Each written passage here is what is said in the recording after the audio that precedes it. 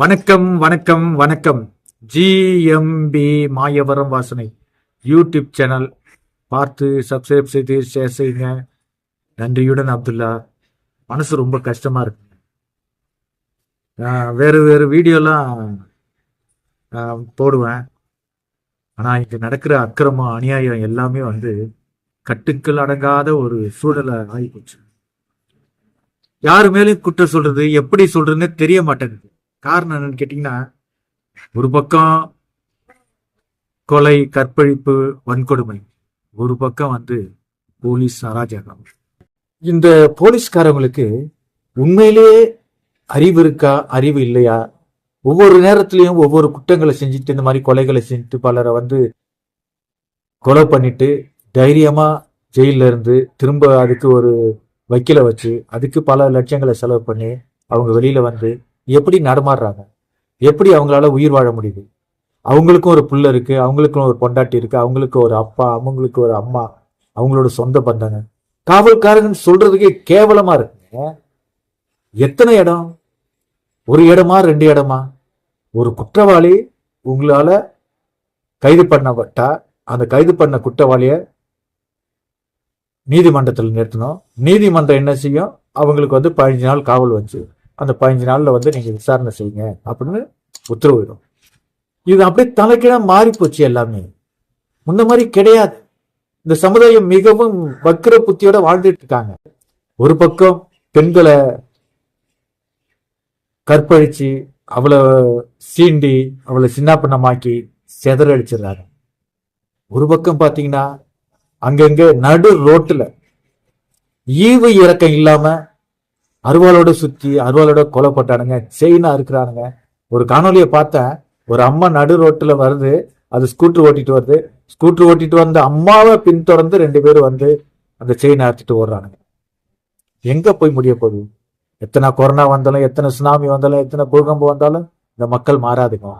ஆனா ஒண்ணு மட்டும் நல்லா புரியுதுங்க, இந்த உலகத்துக்கு சீக்கிரம் அழிவு காலம் நெருங்கிடுச்சு.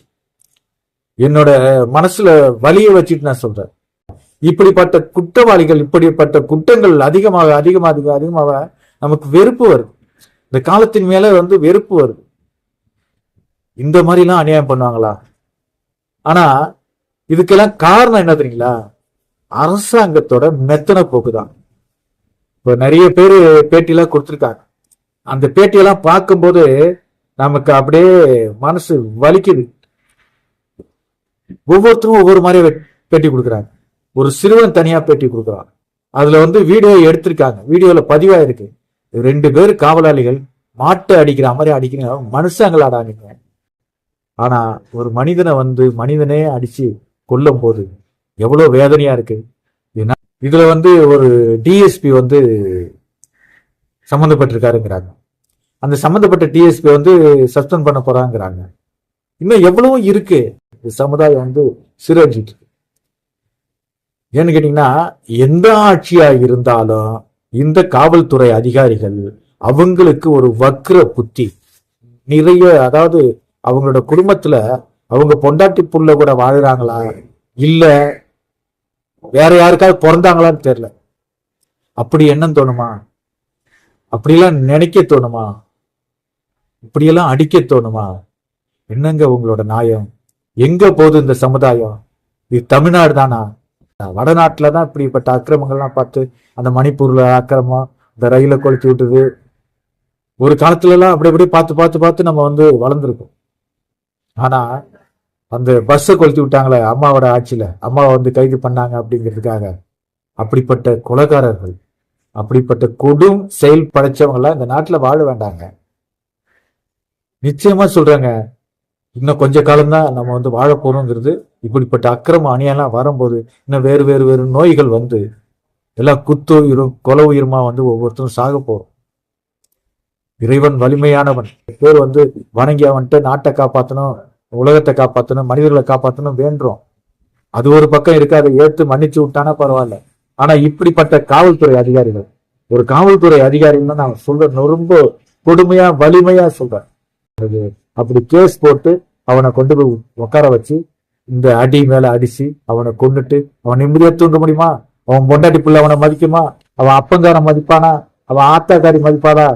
கேடு கட்ட காவல்துறை அதிகாரிகளே, கொஞ்சம் மனிதாபிமானத்தோட கொஞ்சம் பாருங்க. ஒரு சாதாரண ஒரு காக்கா இறந்துச்சுங்க, ஒரு 100 காக்கா ஒன்னா சேர்ந்து கதறும்.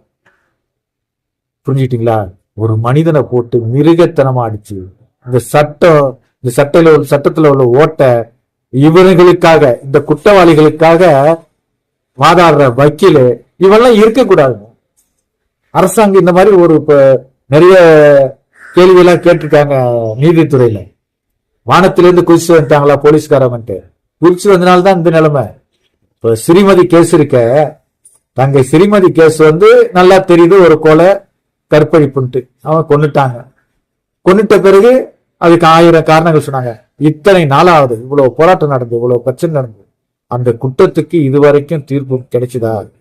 குற்றவாளி யாருன்னு இதுவரை கண்டுபிடிச்சு சொன்னாங்களா? சொல்ல மாட்டாங்க, சொல்ல முடியாது. ஏன்னா அவன்கிட்ட பணம் இருக்கு, சட்டத்துல பல ஓட்டம் இருக்கு. அங்கெங்கேயும் பணத்தை கொடுப்பான், அந்த கேஸ திசை திருப்புவான். அதே மாதிரிதான் இந்த நாட்டுல போலீஸ் ஸ்டேஷன் நடக்கிற கொலைகள், கற்பழிப்புகள் எல்லாத்துக்குமே காரணம் சட்டத்துல பல ஓட்டைகள் இருக்கு. அந்த ஓட்டைகளை வச்சு தப்பிச்சுக்கலாம் அப்படிங்கும்போது, அந்த ஓட்டைகளை வச்சு தப்பிச்சுக்கலாங்கும் போது அவன் பணம் கொடுத்துதானே தப்பிக்கிறான். அந்த பணத்தை கொடுக்கறான் இல்லைங்களா? அந்த பணத்தை வாங்குறவன் எப்படிப்பட்டவனா இருப்பான்? அவனும் ஒரு குற்றவாளி தானே. வக்கீல் தான், படிச்சவங்க தான். ஒரு குற்றவாளியை காப்பாற்றுறதுக்கு வக்கீல் போராடுறாரு, வக்கீல் கேஸ உடைக்கிறாரு, வக்கீல் வாதாடி அவங்கள வெளிக்கொண்டு வந்தாருனாக்கா அந்த குடும்பம் எப்படி உட்படும்? நேர்மையா ஒரு கொலைகாரனுக்கு குற்றம் கிடைக்கணுங்கிறது நீதிபதி கொடுக்கிற தண்டனை ஏத்துக்கிறாங்க. ஆனால் இந்த குற்றம் செஞ்சவனுக்கு வக்காலத்து வாங்கிட்டு வக்கீல்கள் வராங்கள, அந்த வக்கீலுக்கு யாரு தண்டனை கொடுக்குறது? அந்த வக்கீலோட குடும்பம் எப்படி உருப்படும்? இதையெல்லாம் கொஞ்சம் யோசிங்க. நல்லா படிக்கிறீங்க, நல்லா பாஸ் பண்றீங்க, நல்லா பணத்தை கட்டி வக்கீலாடுறீங்க, உங்களுக்கு அத்தனை சப்போர்ட்டும் இருக்கு, அது பற்றி தப்பு இல்லை. உண்மையான குற்றங்களை நிர்வகிக்கிறதுக்கு, உண்மையான குற்றவாளிகளுக்கு தண்டனை வாங்கி கொடுக்கறதுக்கு, உண்மையா பாதிக்கப்பட்ட மனிதர்களுக்கு, ஏழை எளிய மக்களுக்கு நல்லது செய்யறதுக்கு படிச்சுட்டு வாங்க. நீங்க நல்லது செஞ்சு மக்கள்கிட்ட பேரு வாங்க. நீங்க வாதாடுங்க, குறுக்கு விசாரணை பண்ணுங்க, ஆதாரத்தை தேடுங்க, வாய்தா வாங்குங்க.